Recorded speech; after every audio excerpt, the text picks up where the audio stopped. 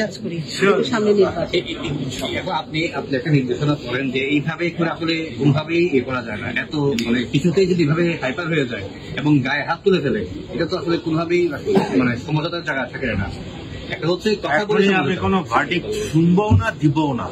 আমি এটা আমার অফিসারকে পাঠিয়েছি অ্যাডিশনাল কমিশনারকে, সে দেখবে, দেখে কি হয়েছে আমাকে জানাবে।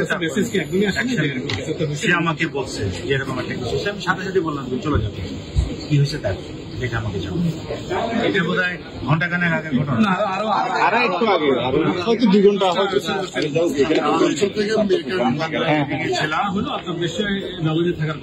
ডিসি নোট একবার ফোন দিচ্ছিল, আমি দেখছি, আমি ঘুরি। এটাকে তো ধরেন আপনার একটা মানে ভাবতেই বলছিলাম পুলিশের সাথে যে একটা দূরত্বটা বেড়ে যাচ্ছে। দেখবেন যেটা অনেক সময়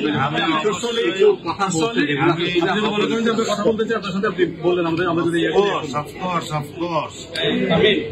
But this is a given that it takes 2 for a clap. It takes 2 for a clap. এক হাতে তালি বাজে না, ঠিক আছে? তো আমরা আগে দেখি কি হয়েছে এবং ফোর্স অ্যাপ্লাই করা হয়েছে। আমাকে এখন দেখতে হবে যে whether the force applied was proportionate to the provocation given. এটা আমরা দেখব, দেখে তারপর কি হয়েছে আমরা দেখি যে আমার অফিসার disproportionate force অ্যাপ্লাই করেছে without any rhyme or reason, without any provocation, সেক্ষেত্রে আমার অফিসারের বিরুদ্ধে। স্যার এর আগেও মানে ক্যামেরা নিয়ে বিশেষ করে আমরা যেটা একটা ফোবিয়ার মতো কাজ করতেছে পুলিশের মধ্যে, ক্যামেরা দেখলেই কেমন একটা যেন মানে বিরূপ আচরণ করে। আজকের ঘটনাটাও ওইভাবেই শুরু হয়েছে আমরা যতটুকু শুনতে পেয়েছি। যেমন গতকালকে যে ঘটনাটা ছিল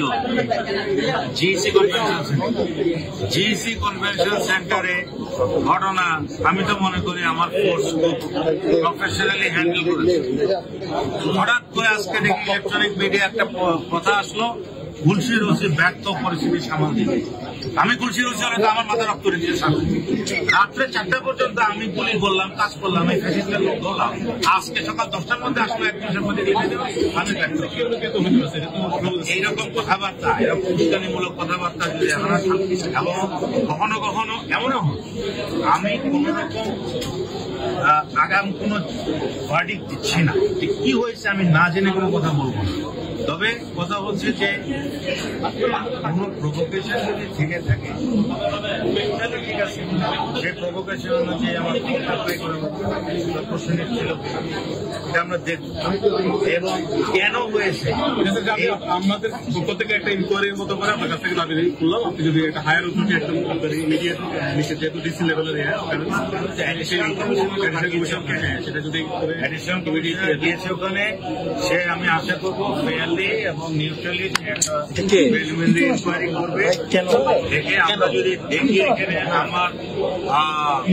এখানে আপনার আমার যে অফিসাররা এখানে আমার ধরেন আপনার ডিসপ্রপোর্শনেট আচরণ করেছি, তাহলে অবশ্যই তাদের বিরুদ্ধে